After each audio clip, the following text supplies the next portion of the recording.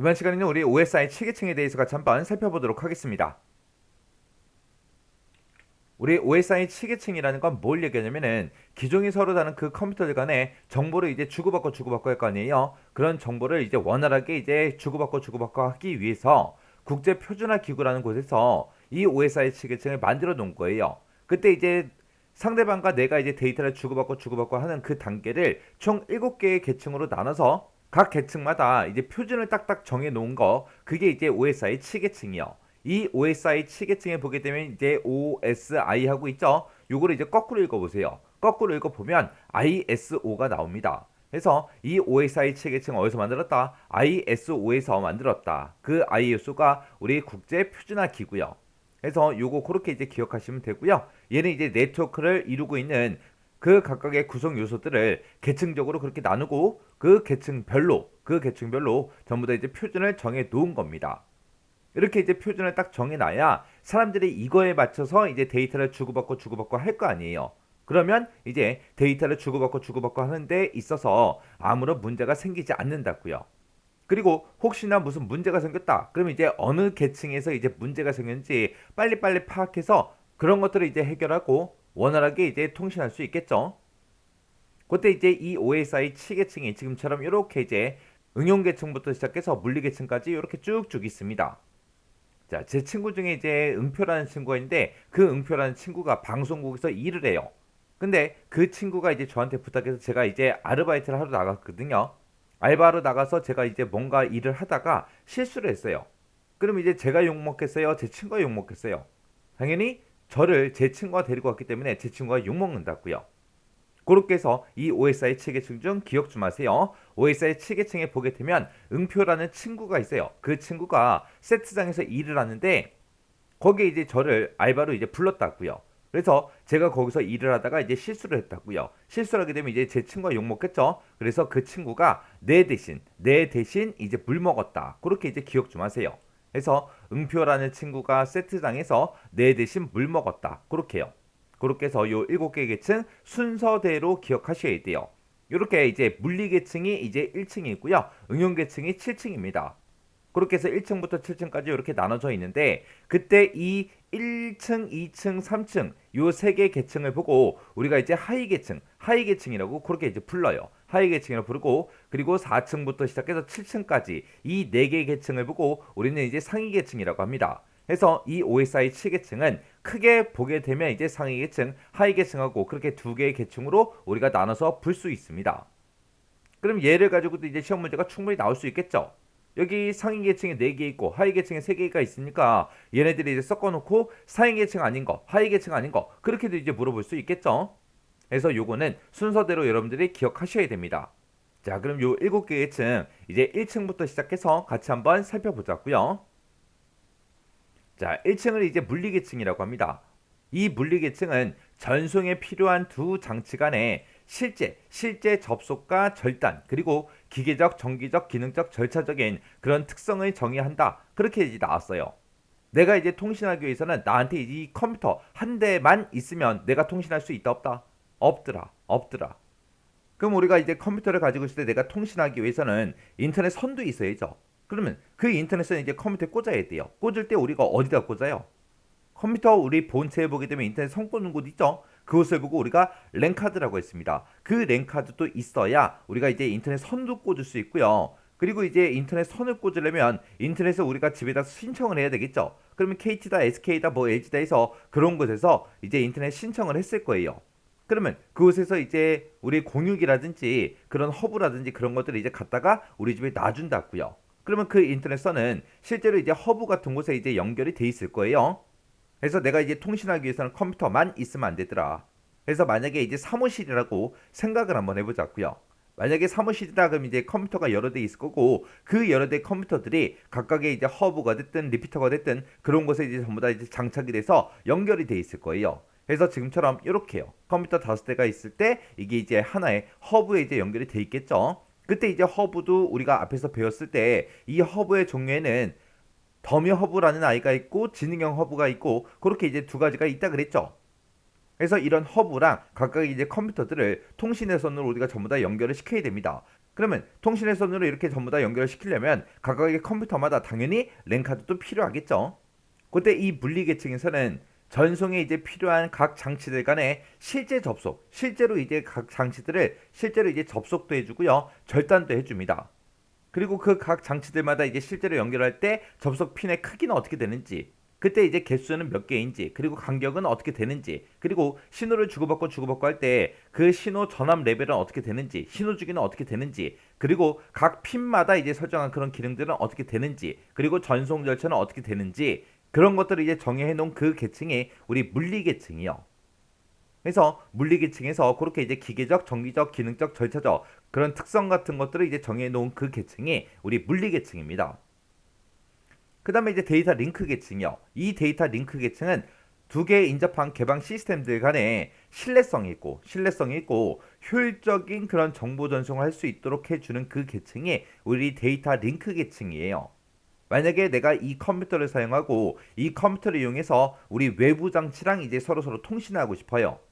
그때 그럼 나는 이 컴퓨터를 지금 사용하고 있으니까 그때 허브랑 연결된 게 지금 이 선이 연결돼 있죠.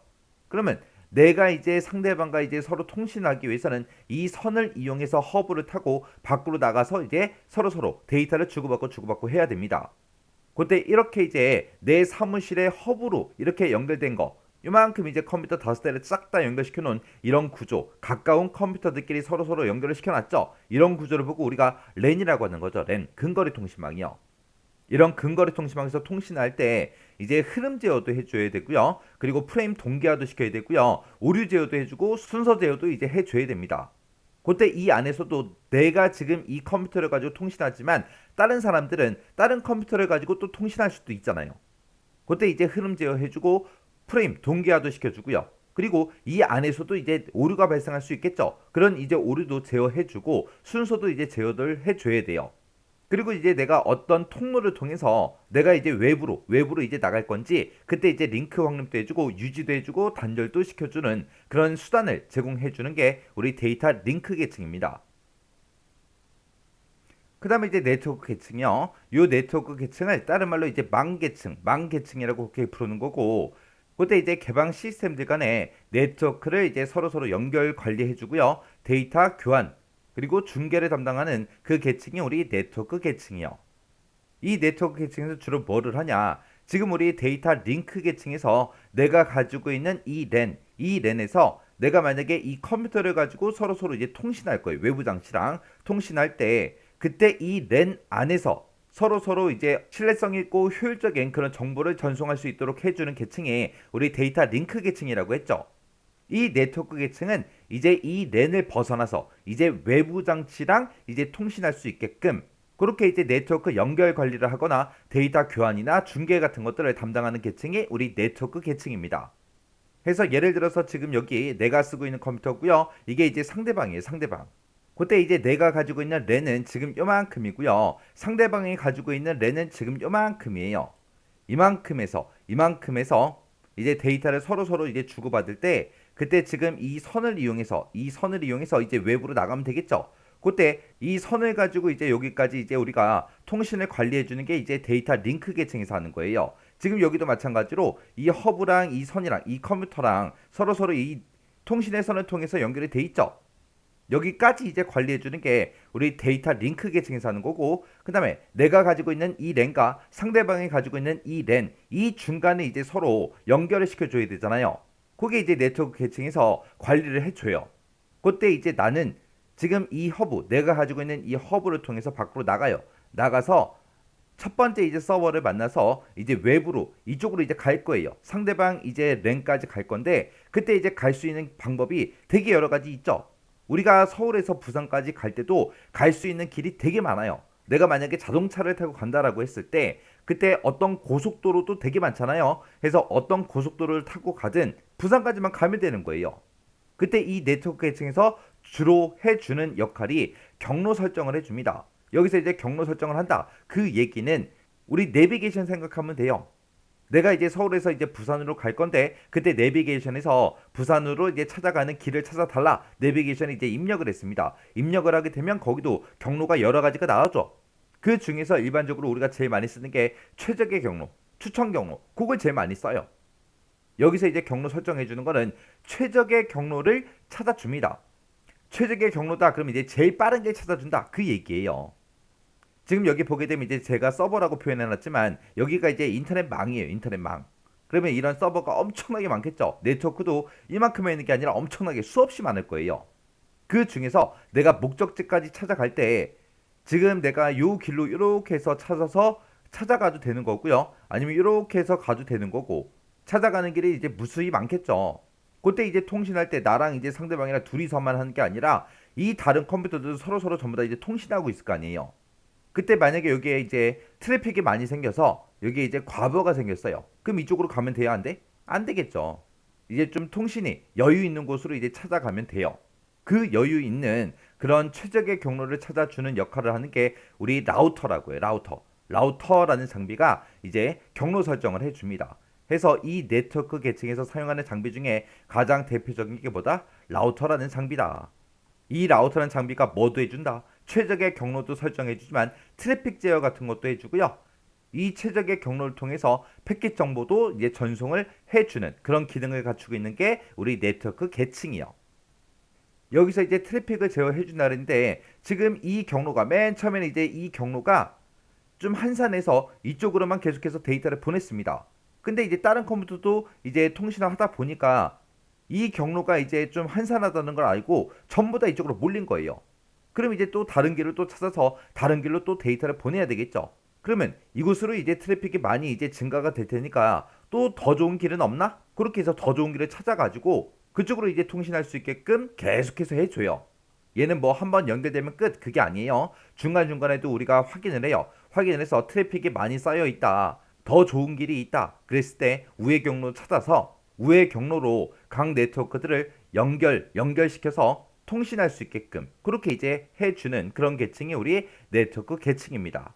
그래서 네트워크 계층에서는 개방형 시스템들 간에 네트워크 연결 관리도 해주고요. 데이터 교환이 됐든 중계 이런 것들을 이제 담당하는 그런 계층이 우리 네트워크 계층이요. 그 다음에 이제 전송 계층, 그럼 전송 계층은 말 그대로 전송해주는 그 계층이에요. 그래서 종단 시스템 간에 신뢰성 있고 투명한 그런 데이터를 전송할 수 있게끔 그렇게 해주는 게 우리 전송 계층이고요. 여기서 이제 전송 연결을 이제 설정한다거나 데이터 전송을 해준다거나 아니면 연결을 해제하는 그런 기능을 가지고 있는 게 우리 전송 계층입니다. 이 전송 계층에서 우리가 앞에서 배웠던 TCP라는 프로토콜도 사용하고요. UDP라는 그 프로토콜도 이제 사용을 합니다. 그때 이제 TCP하고 UDP하고 앞에서 설명을 했을 때 이 TCP라는 I는 데이터를 하나 보내고 땡 그게 아니라 보내고 계속해서 주고받고 하면서 중간중간에 데이터 잘 받았어? 나 잘 받고 있어. 계속해서 중간에 확인한다고요. 확인하는 반면 이 UDP라는 거는 그런 게 없다고요. 얘는 그냥 무조건 빠르게 전송하는 게 목적입니다. 그래서 중간중간에 물어보지 않아요. 물어보지 않고 확인 안 하고 그냥 내가 보낼 데이터가 있으면 계속해서 그냥 전달만 해주는 게 우리 UDP요. 그래서 이 TCP하고 UDP가 우리 전송 계층에 해당하는 그런 프로토콜입니다. 그리고 우리가 앞에서 이제 공부할 때 우리 게이트웨이라는 거 공부했었죠. 우리 게이트웨이가 다른 네트워크에 이제 데이터를 보내거나 다른 네트워크로부터 데이터를 받아들이는 그런 출입구 역할을 하는 게 우리 게이트웨이라고 그랬어요. 이 게이트웨이가 우리 OSI 7계층 중에서 우리 전송 계층에 해당하는 그 장비요. 그 다음에 이제 세션 계층이요. 이 세션 계층은 송수시 측 간의 그 관련성을 서로 유지하고 대화 제어를 담당하는 그런 계층이 우리 세션 계층이요. 세션 계층이다 그러면 이제 연결을 유지해주는 그런 역할을 하는 겁니다. 여기서 이제 대화 구성이 됐든 동기 제어가 됐든 데이터 교환 관리 이런 기능이 있는 게 우리 세션 계층이요. 우리가 인터넷상에서 파일 같은 거 이제 다운로드 받다가 만약에 중간에 이제 실패가 됐습니다. 실패가 되면 다시 그 데이터를 다시 다운받아야 되겠죠. 다운받을 때 다시 또 처음부터 다운받아요. 아니죠. 우리가 이어받기가 가능하죠. 그런 게 이제 가능한 게 우리 세션 계층에서 송수신 간의 관련성을 유지하고 대화 제어를 이제 담당하기 때문에 우리가 이어받기 같은 거 그런 게 이제 가능한 거예요. 그 다음에 이제 표현 계층이요. 이 표현 계층이라는 거는 응용 계층으로부터 받은 그 데이터 있죠. 그 데이터를 우리가 이제 세션 계층으로 이제 내려 보내줘야 되는데 그때 이제 세션 계층에 맞게 그렇게 이제 변환도 해주고요. 그리고 세션 계층에서 이제 받은 그 데이터는 우리 응용 계층에 맞게 그렇게 이제 변환해 주는 그런 역할을 합니다. 그래서 이 세션 계층이랑 이제 우리 응용 계층을 봤을 때 이 표현 계층이라는 게 그 중간에 껴 있잖아요. 그죠? 그래서 응용 계층으로부터 받은 그 데이터를 세션 계층에 맞게 변환을 하거나 아니면 세션 계층에서 받은 그 데이터를 응용 계층에 맞게 변환하는 그런 역할을 하는 게 우리 표현 계층이요. 이 표현 계층은 이제 코드 변환 같은 거 해주고요. 그리고 데이터 암호화를 시키거나 아니면 데이터 압축이나 구문 검색이 됐든 정보 형식 변환 같은 거 그런 기능을 가지고 있는 게 우리 표현 계층입니다. 내가 만약에 이제 카톡에서 안녕이라고 두 글자를 쓰고 상대방한테 이제 보낼 거예요. 보낼 때 그냥 안녕하고 그 두 글자가 뿅 하고 날아가는 게 아니에요.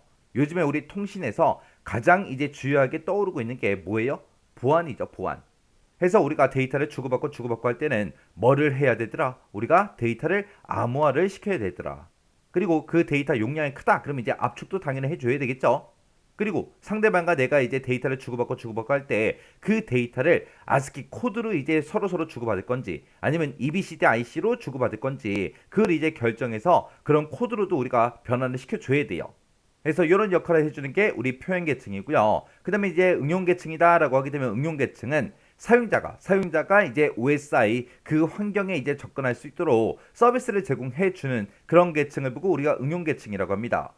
자, 예를 들어서 이제 친구가 나한테 안녕이라고 해서 두 글자를 이제 보내줬는데 그 두 글자를 볼 수 있는 방법은 무수히 많습니다. 우리 메신저만 봐도 메신저 프로그램 종류가 한두 가지가 아니죠. 우리가 한국에서 지금 많이 쓰고 있는 거 카카오톡을 많이 쓰지만 그런 것도 있고요. 그리고 이제 왓츠앱이라는 것도 있고 그리고 이제 페이스북 메신저도 있고 위챗이라는 그 메신저도 있고요. 그리고 라인이라는 그 메신저도 있고 스카이프라는 그 메신저도 있고 여러 가지가 있죠.